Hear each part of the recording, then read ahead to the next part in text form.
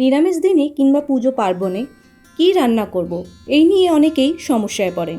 তাই আজকে আমি বানিয়েছি পনির পোলাও, যেটা খুব সহজেই ঝটপট কম সময়ে তৈরি করা যায়। আর কিভাবে পনির পোলাও এত ঝুরঝুরে হয় সেসব নিয়ে রয়েছে আজকের ভিডিও। তাই সম্পূর্ণ ভিডিওটি দেখার অনুরোধ রইল। তো আর বেশি দেরি না করে চলুন শুরু করা যাক। আমি এখানে 250 গ্রামের মতন পনির নিয়েছি। পনিরটাকে সমান টুকরো করে কেটে নেব। আপনারা চাইলে এটা ছানা দিয়েও তৈরি করতে পারেন। এইভাবে পনির কেটে নিয়েছি। এবার আমি 250 গ্রামের মতন বাসমতি চাল নিয়েছি। আপনারা গোবিন্দভোগ চাল চাইলেও নিতে পারেন। আপনারা যদি 1 কাপ চাল নেন তাহলে সেই কাপেরই পরিমাণে 4 কাপ আপনারা জল নেবেন। এবার চালটাকে ভালো করে আলতোভাবে আমি ধুয়ে নিচ্ছি।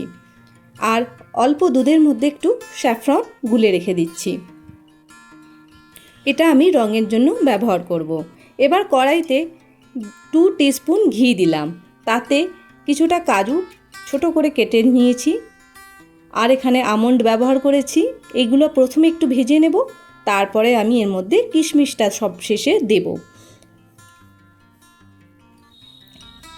সবকটা নাট এইভাবে ভেজে নিয়ে তুলে রেখে দেব। ভাজা হয়ে গেলেই ওই পাত্রের মধ্যেই আবার একটু রিফাইন্ড অয়েল দিয়ে দেব, সেটা 1 টেবিল স্পুনের মতন। এবার এতে আমি পনিরগুলো অল্প ভেজে নেব। গ্যাসের ফ্লেম আমার মিডিয়াম টু লো থাকবে। পনিরগুলো ভাজা হয়ে গেছে। এবার আমি ওই পাত্রের মধ্যেই 2 টেবিল স্পুন ঘি দিলাম। এবার কড়াইতে 2টো তেজপাতা, দারচিনি, লবঙ্গ, এলাচ, এখানে এলাচ আমি 2টো দিয়েছি, আর স্টার অ্যানিস দিয়েছি, আর তার সাথে জাবিত্রি অল্প দিলাম, দিয়ে একটুখানি নেড়ে নেব। এই ফোড়নগুলো দিলে এর স্বাদ খুব সুন্দর আসে। এবার এর মধ্যে আমি চালটা যে ধুয়ে রেখেছিলাম সেটা দিয়ে দেব। দিয়ে 2 থেকে 3 মিনিটের মতন ভেজে নেব। একটু ভাজলে তবেই কিন্তু স্বাদ আর গন্ধ দুটোই সুন্দর হয়। আমি আগে থেকেই অপর গ্যাসে গরম জল বসিয়ে দিয়েছি। আমি এখানে কিন্তু ফুটন্ত গরম জলটাই দেব। আপনারাও সেটাই দেবেন। ঠান্ডা জল দিয়ে দিলে কিন্তু এই ঝুরঝুরে ব্যাপারটা আসবে না, গলে পাক হয়ে যাবে। সেই জন্য যখনই আপনারা কোনো পোলাও বানাবেন গরম জলটাই ব্যবহার করবেন। আমি এখানে যেহেতু 250 গ্রাম চাল নিয়েছি, তাই সেক্ষেত্রে আমি প্রায় 1 লিটারের কাছাকাছি গরম জল ব্যবহার করছি। আমি এখানে ফুটন্ত গরম জলটা কিন্তু ঢেলে দিচ্ছি। ভালো করে মিশিয়ে নেব। আর একটা কথা বলে রাখি, আপনারা যদি ঘি ব্যবহার করতে না চান সেক্ষেত্রে আপনারা রিফাইন্ড অয়েলও ব্যবহার করতে পারেন।